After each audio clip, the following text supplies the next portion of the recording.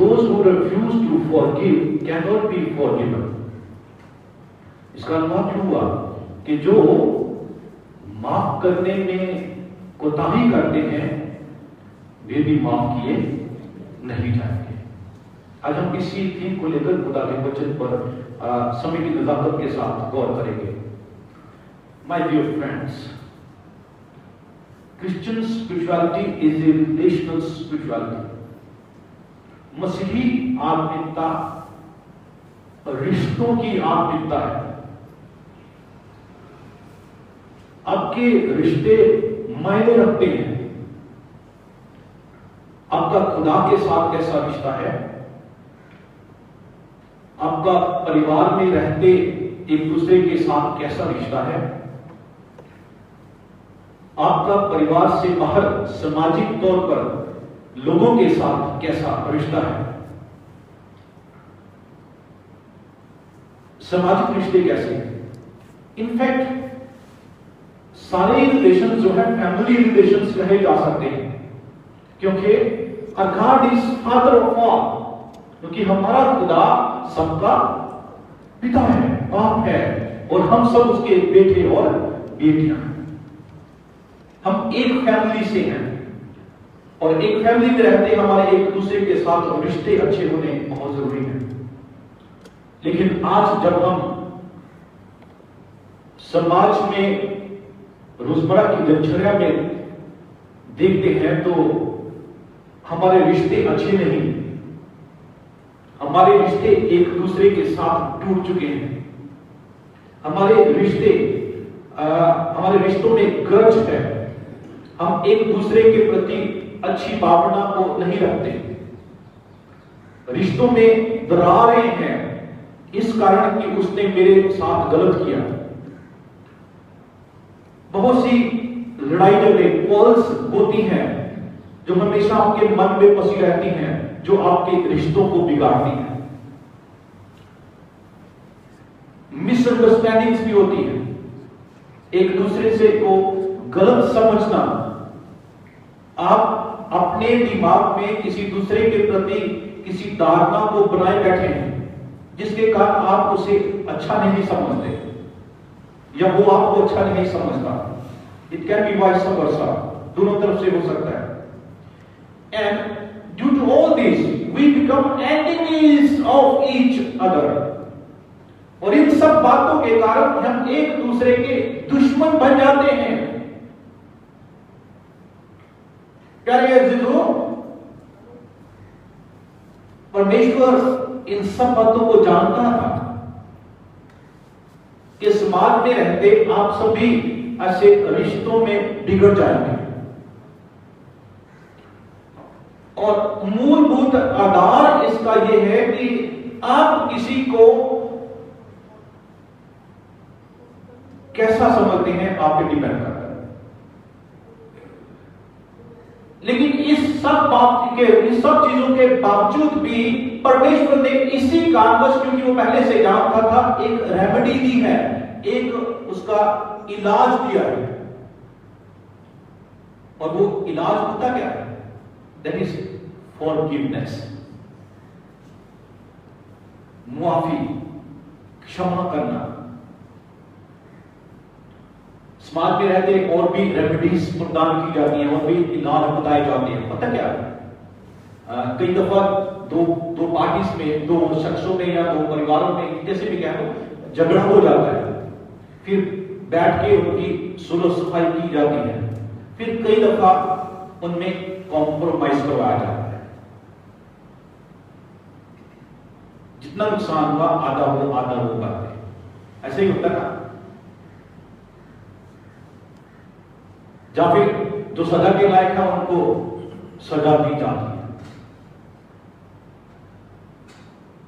लेकिन दुनिया की रेमेडीज कभी भी खुदा के द्वारा दिए गए रेमेडी के बराबर नहीं हो सकती। कॉम्प्रोमाइज करने से ना नुकसान रहता है, इधर पार्टी का, किसी का भी हो सकता है। लेकिन मुआफी करने से खुदा कभी किसी को नुकसान होने नहीं देता। प्यारे दोस्तों, क्योंकि खुदा ने ये रेमेडी दी, ये इलाज दिया है इसलिए कि खुदा खुद सबको माफ करता है।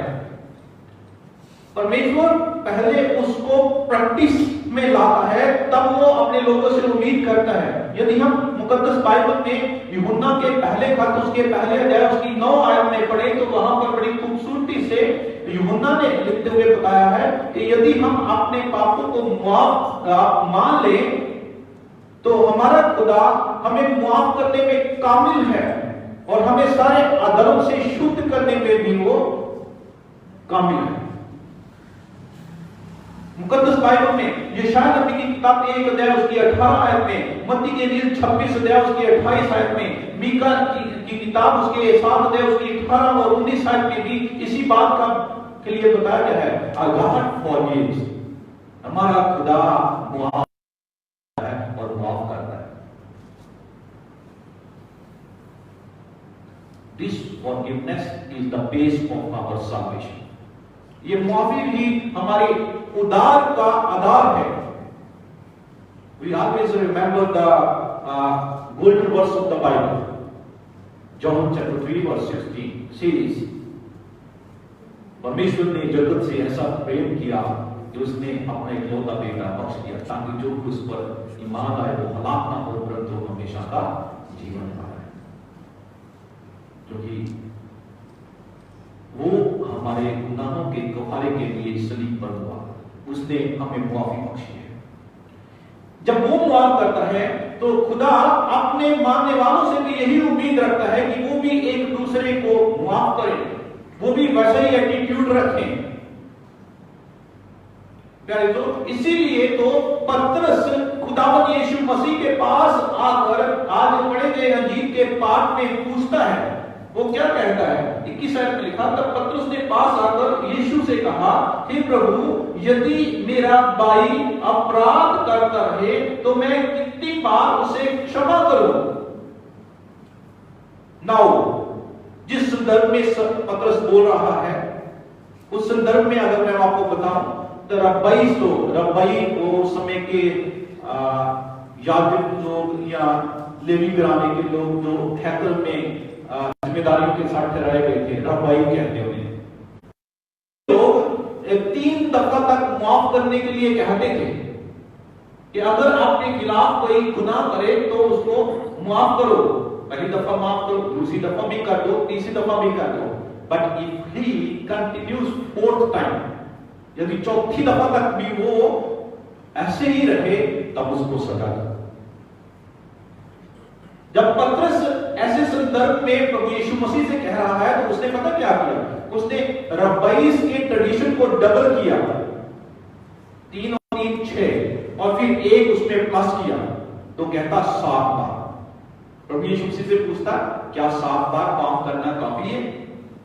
प्रोबेबली 7 बार जब पतरस ने कहा तो शायद उसने सोचा कि it is the number of completion. परमेश्वर ने 6 दिन में कायनात बनाई, सर्वाधिक आराम किया, संपन्न किया, है ना? It's a symbol of completion. और 7वां दिन को ही पार करके रखा, शायद और उसके मन में ये हो। लेकिन जब प्रभु यीशु मसीह ने उसको ऐसा कहते, ऐसा पूछते सुना तो प्रभु यीशु मसीह ने उसका रिस्पॉन्स 22 वर्ष में, ठीक नेक्स्ट वर्ष में दिया। कहते हैं, मैं तुझसे ये नहीं कहता कि 7 बार तक, बल्कि 7 बार के 70 गुने तक। प्यारे दोस्तों, अब प्रभु यीशु मसीह ने ऐसा क्यों कहा? सबसे पहला ध्यान उत्पत्ति की किताब उसके 4 अध्याय में गया, जहां पर आप जानते हैं कि लामेक उसके कैन के गुनाह को रेफर करता है। जब कैन ने हाबिल को मार दिया तब लामेक उसके लिए कुछ कहता है। लामेक ने भी एक कत्ल किया और 23 आयत में कहता, लामेक ने अपनी पत्नियों से कहा, हे आदा और सिला मेरी सुनो, हे लामेक की पत्नियों मेरी बात पर कान लगाओ।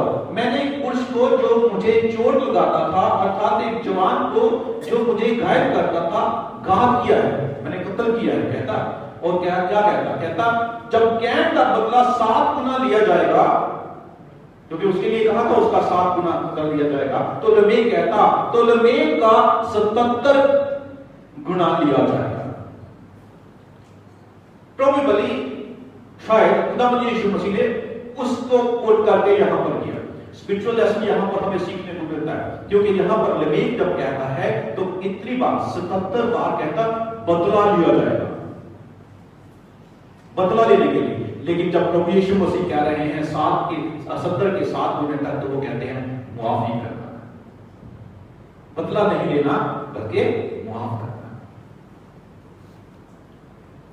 प्यारे जो जब हम खुदावंद यीशु मसीह को देखते हैं तो प्रभु यीशु मसीह हमेशा ही मुआफ करने के लिए ही प्रेरित करते हैं उसकी टीचिंग्स में। इसके आगे बड़ा दृष्टांत दिया गया है, not going to deal in that दृष्टांत काफी बड़ा लंबा है, तो मैं समय की नजाकत के साथ आपके साथ बस यही बात करना चाहूंगा कि प्रभु चाहता है कि हम मुआफी वाला स्वभाव रखें। हमने पुराने अहदनामे में से यूसुफ के साथ मुतल्लिक एक पाठ पढ़ा। आप यूसुफ की स्टोरी को जानते हैं कि किस रीति से याकूब के 12 पुत्रों में से ये 11वें नंबर पर था, लेकिन इसके भाई इससे नफरत करने लगे। क्यों? क्योंकि ये खुदा के दर्शन पाता था और दर्शन का बयान अपने परिवार पर करता था, और जिससे वो चिढ़ जाते थे। और उन्होंने क्या किया, उसको व्यापारियों के हाथ बेच दिया, वो मिस्र में पहुंचाया गया। लेकिन खुदा उसके साथ था, खुदा ने उसे ऊंची पदवी पर बिठाया। लेकिन जब अकाल पड़ा, 2 वर्ष अकाल के बीते कि याकूब के भाई वहां पर भोजन लेने के लिए याकूब के पास पहुंचे, यूसुफ के पास पहुंचे। और यूसुफ ने जब उनको देखा तो क्या उसके मन में उनके प्रति कुछ एनिमिटी थी, दुश्मनी थी? क्या उसने उन बातों को याद किया जो उन लोगों ने मेरे साथ किया था? कहता उनके गले लग के रोया, कहता मैं वही यूसुफ हूं जिसको तुमने बेचा था, लेकिन आज तुम मेरे से डरो मत, क्योंकि भेजने वाले तुम नहीं, सुबह के परमेश्वर ही ठहरा, क्योंकि उसने मुझे यहां पर एक ऊंचे पद पर इसलिए बिठाया ताकि मैं तुम्हारा पेट भर सकूं। उसने दिल से अपने भाइयों को माफ कर दिया। प्रभु आज हमसे भी यही उम्मीद रखता है।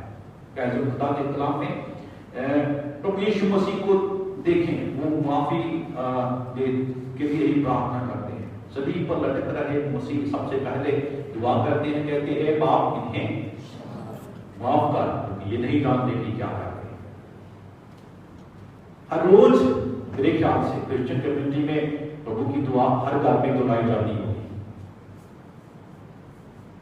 और उस दुआ में एक लाइन ये भी है, जैसे हम अपने गुनाहों कारों को माफ करते हैं तो भी हमारे गुनाह माफ कर। It is conditional. आज का थीम भी हमारा कंडीशनल ही है, यदि माफ करोगे तो माफ किए जाओगे।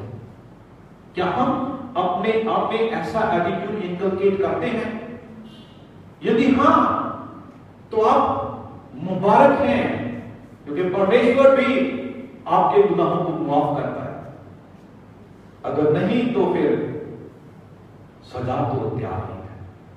संत पौलुस ने कुलुसियों के कलीसिया 3 अध्याय कुलुसियों के खत 3 अध्याय उसकी 13 आयत में कहा, और यदि किसी को किसी पर दोष देने का कोई कारण हो तो एक दूसरे की सह लो और एक दूसरे के अपराध क्षमा करो, जैसे प्रभु ने तुम्हारे अपराध क्षमा किए वैसे ही तुम भी एक दूसरे के क्षमा करो।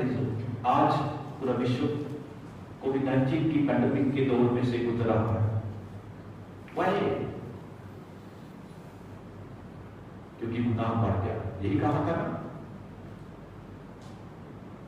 गुनाह बढ़ गया। लेकिन कहीं ना कहीं हम भी उसके जिम्मेदार हो सकते हैं। कहीं ना कहीं हमने भी खुदा के वचन के अनुरूप अपने आप में वो स्वभाव नहीं डाला। खुदा हमसे चाहता है कि हम एक दूसरे को माफ करें, लेकिन बहुत दफा हमने भी एक दूसरे को माफ करने के बीच दीवार खड़ी कर दी। आज वो समय है हम अपने जीवन में निरीक्षण करें। पता नहीं कहीं ना कहीं कुछ शायद हमारा भी इसमें हिस्सा हो। जब खुदा हमें माफ करेगा, हम एक दूसरे को माफ करेंगे, हमारे सामाजिक रिश्ते अच्छे बन जाएंगे, हमारे पारिवारिक रिश्ते अच्छे बन जाएंगे, फिर से सामान्य हालात होंगे। Your relations matter. आपके रिश्ते खुदा की निगाह में मायने रखते हैं, उनको सुधारें। परमेश्वर आज इस वचन के द्वारा सबको आशीषित करे। खुदा बाप, खुदा बेटे, खुदा रूह कुद्दस के नाम से मांगता हूं, आमीन।